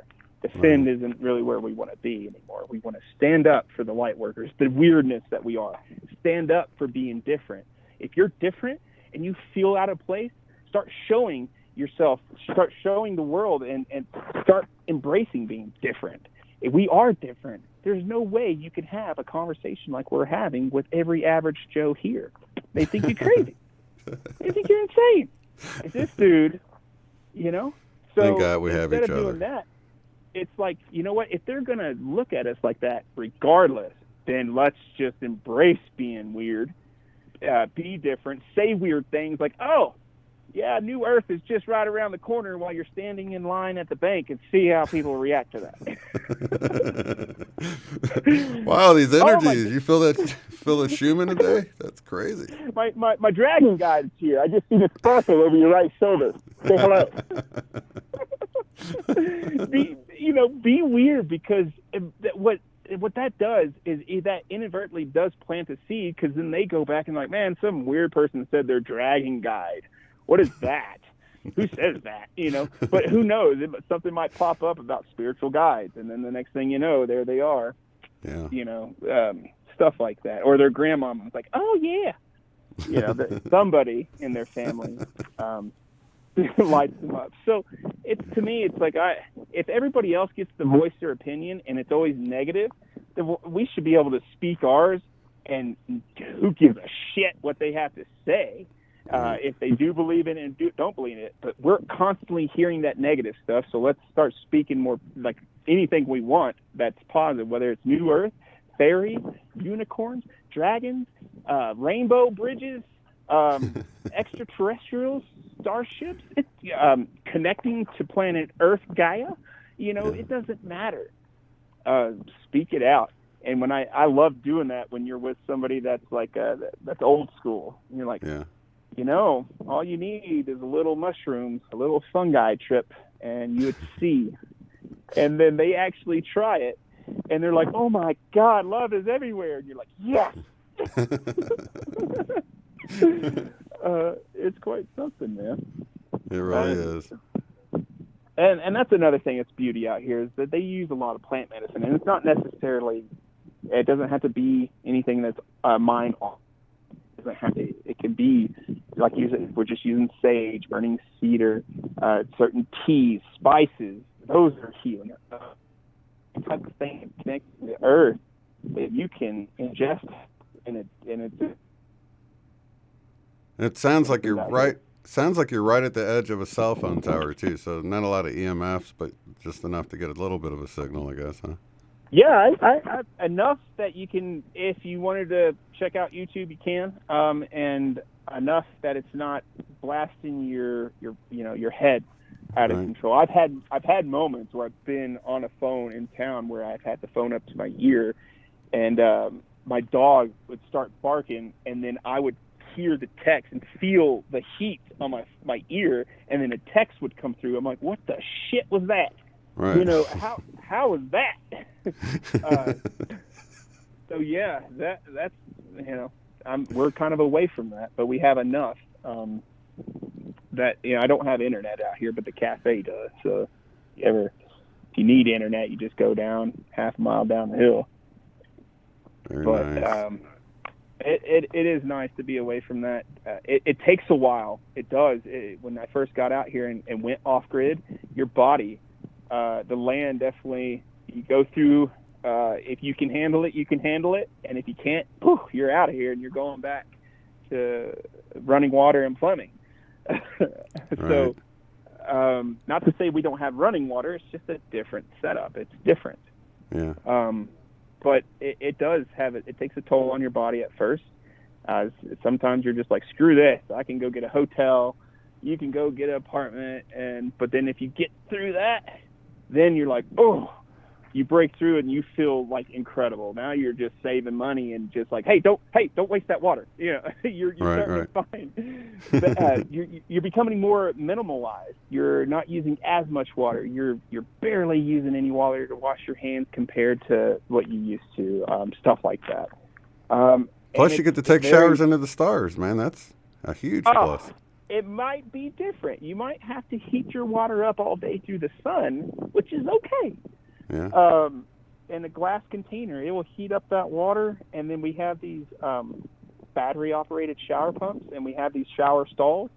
And man, I mean, we did tile work, we did some grout work and some stuff like that, and woodwork and these things, so they're really cool. And yeah, dude, it's a 5 gallons. You can actually get 2 showers out of 5 gallons, but you got to learn how to do it right. You just need to soak your body Right. and Right. then lather up and then rinse off, Right. kind of thing. But Right. it's something else. It's a different change. It's nice that all the water I get, I don't pay for. All the electricity I get, I don't pay for.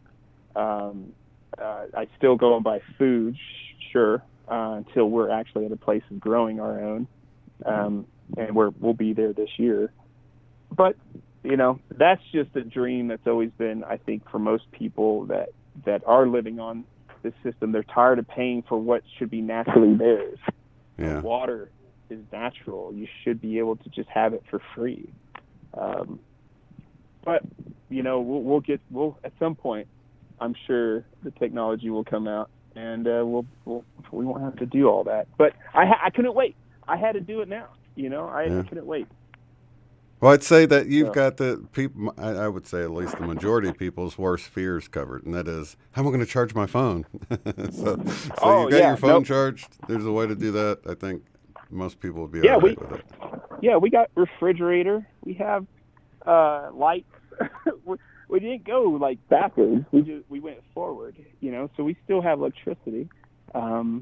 And all that good stuff. It's okay. So for I guess the best way to say it is like how you were at SETI.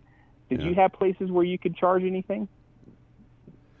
Well, yeah, I had the pyramid house or whatever, so I guess I kind of cheated. But yeah, actually no cell signal though. That kind of sucked. So I mean, what I'm asking is like everybody else who weren't in a place that had electricity. I think they were charging them in their cars and things like that. Were they? Okay. So I mean that's the bright side. You don't have to do any of that. You could just plug up to the solar grid and charge your stuff up and all that good stuff. And there's enough cell signal where you can. I mean, I'm talking to you now. It might be a little spotty if I go closer to the Earthship, but I'm still able to catch up with your guys' stuff on YouTube and all that stuff. So it's I'd say the perfect spot. Man, it would have been nice to have some pictures to show while we were on. I could send you some right after this. I should have thought about that. But yeah, we'll have you back again, man. I love chatting with you and hear what's going on out there and all that good stuff. Can't wait to come out there. Oh man, it would be incredible. We'll make it awesome. I even had this idea that we'll create like a labyrinth. Whoever is out here, we can create a labyrinth or something so it's there on the land, like a something. Yeah, so we all create it together because that's what's cool about this place. You create whatever you want, whatever you want. If you have an idea, I'm going to build a pyramid. We're going to do an amphitheater.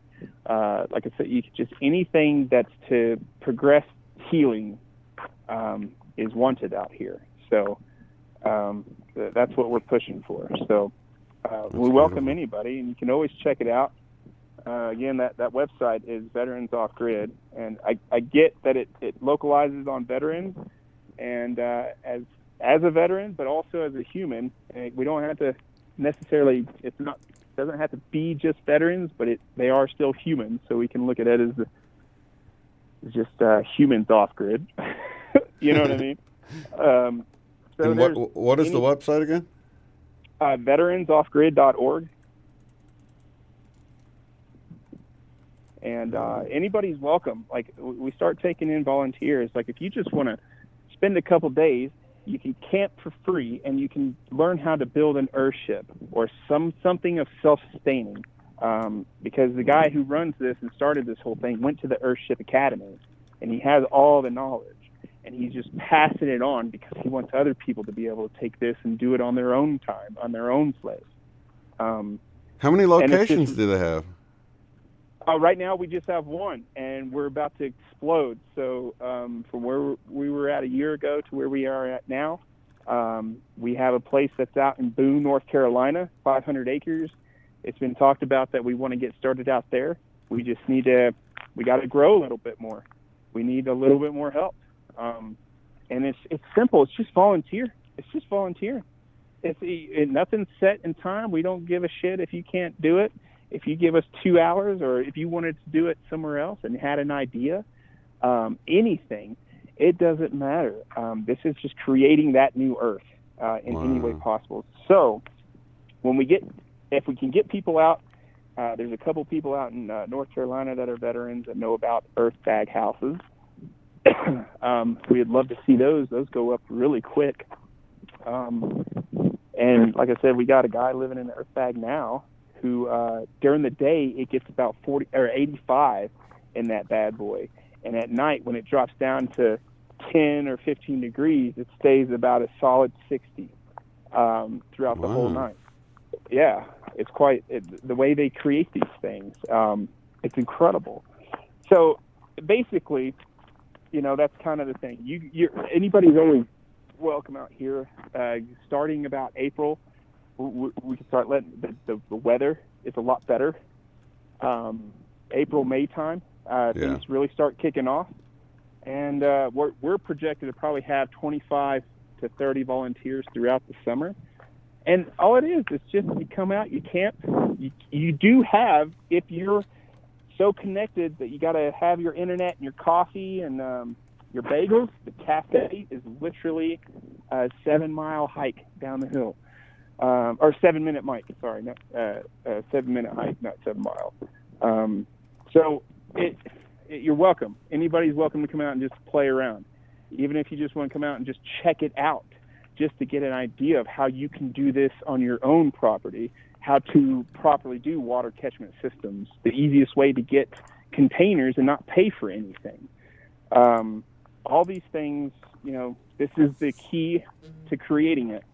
And we have them right here. We have everything you can ever learn to learn how to go off grid and to be free and completely jump off of the matrix.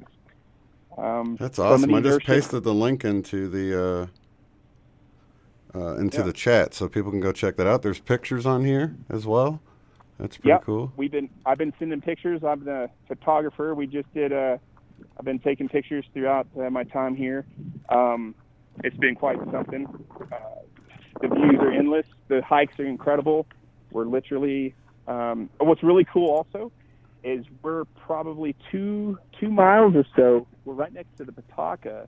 Apparently back in the 1800s, or the early 1900s, late 1800s, the Mormons had a settlement out here, and they had these old aqueducts built in the Pawtucket.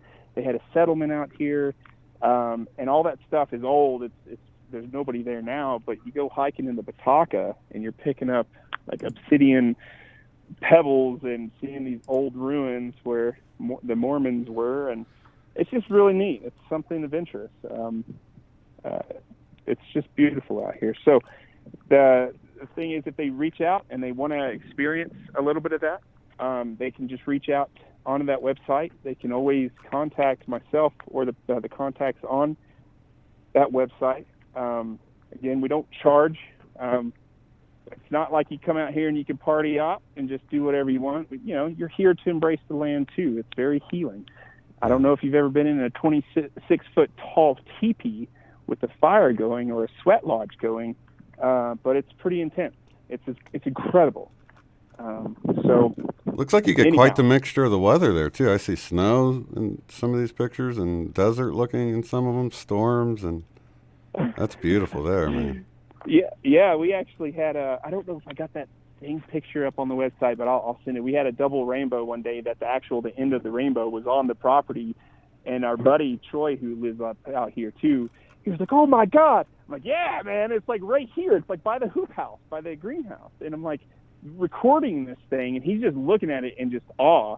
And in that moment, it was really cool because as I'm taking this photo, and I'm looking at somebody looking at the rainbow, I had this like this moment of my higher self looking through my eyes, looking at somebody that is experiencing the beauty within them by looking at the rainbow. I can't really explain it, but it was just really like a triple layer of consciousness that was happening in that moment.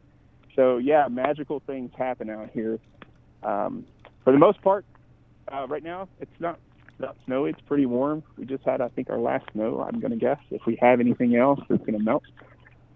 But we applaud. I mean, please, if anybody wants to come out, if you have a camper, you can come out, plug up to the solar power, and live in your camper for a week or two and just play around. So, you know, it's all good. It's all freelance. So we're not pressuring anything, and nobody's on a time schedule. You just do what you want. You can put in a little effort. You can stay for free, and everybody has a great time, and it's really something. So I'd love to see you out here, Shane, for sure. That's beautiful too, man. Doesn't matter when, just whenever. Yeah, it's absolutely beautiful. I'm going through the gallery here, and it looks wonderful. I guess you're not in the pictures because you're the one taking the pictures, huh? Yeah. Oh, I think that's you right there. Yeah. Finally got one with you on it. Oh, is there one? Look like you lost some weight there too. Oh, buddy, yeah, we're crushing it. Working the heck out of you, huh?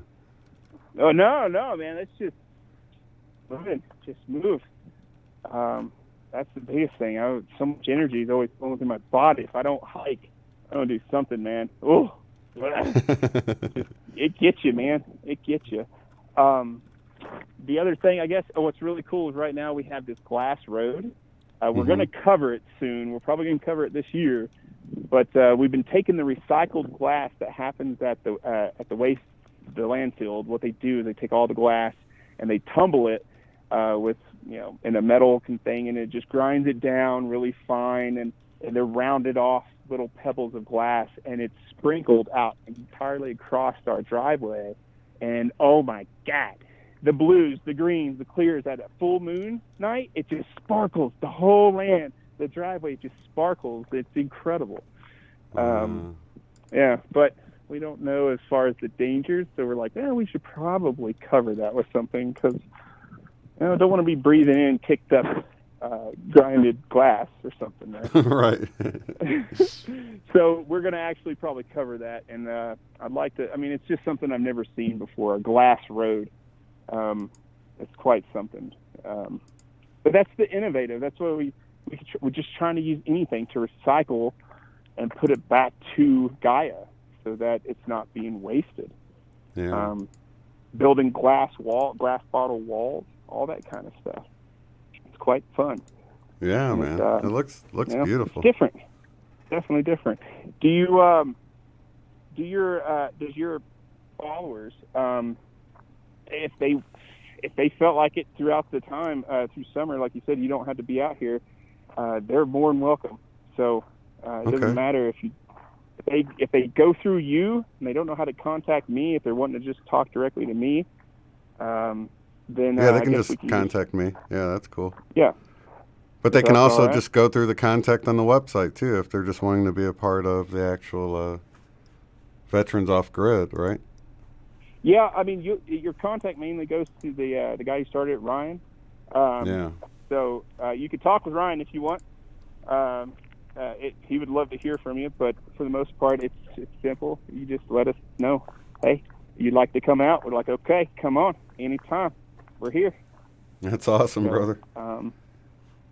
Just keep that in mind. Yeah. And, man, I really appreciate you having me on the show today, man. It feels good to reconnect with you and everybody out there, man, just trying to juice people up. Yeah, I love the energy. Take it up a notch, right? I always feel the energy when we talk, man. I get all excited again. I feel all pumped up, and I know everybody else can feel it too, man. That's what it's about, you know what I mean? Yeah. Just tossing that energy around and raising everybody's frequency and changing the world, you know? Through the simplest of things. That's right. And all I just try to do is I always constantly want new, and I guess that's just who I am. So, and I know people can feel that. And if you want new, that's the way we do it. You just challenge yourself, do something different, add something new into your life, whatever it is that can get you to experience your passion, what you dream of. Just go for it. No more knocking around and being like, I'm ready for this, and I wish this would happen, or, you know, what the hell? Come on down and make contact with us. You know what? I'm done with all that. I still experience it, but I feel so in my skin and in my body like I've never felt like this before, because I've been in the stars for too long. Right. And you don't feel comfortable in your body when you're in the stars all the time. Yeah. Got to get down in there, man. Man, you got to get in it good. You got to get in it. Yeah. Well, man, I love you so much, brother. I appreciate you taking the time to come on, and we got to do this more often. Keep us updated and stuff about what's going on out there. Absolutely, man. Again, thanks for having me on the show. Thanks for thinking about me, man. We were thinking about each other the same day. Yeah. That's just how it works, cool, man. Yep, becoming connected like that. I was like, oh man, I was just gonna text you. Now I feel bad. I wish I would have done it first. You know what I mean? That's right. Now you got to take my word for it. But I knew it was coming. That's right. Well, I just seen a sparkle. I think my dragon guide is here. No. Oh yeah. I see him all the time, man. I will just say that out loud because I just don't care, and I know people know what I'm talking about. Right. So it's cool that you can express like that and you can talk like that on a channel like this. So thank you for creating this channel, bro. I appreciate it. We all appreciate you, and we love you. Pleasure, man. Pleasure's all mine. I'm honored to do it. All right, brother. Well, I guess we'll talk later, man. Much love to you guys out there. Send my love to everyone out there. All right, buddy. Stay strong. Later. Love hard. Love yourself harder. All right. Great words to end on. Bro. Peace, you guys.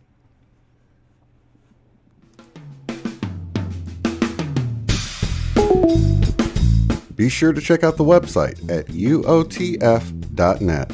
There you will find the live stream schedule displayed in your local time right there on the front page. Below that, you'll find links to take the Beyond Quantum Healing course at a discounted rate, purchase our book, Mandela Effect, Friend or Foe, in paperback or ebook, or to contact me to schedule a BQH session. At the top of the site, you'll find links to help support the work I do, access the free private forum where you can discuss organizing get-togethers in your area, Mandela effects, and more. Thank you all so much for being here.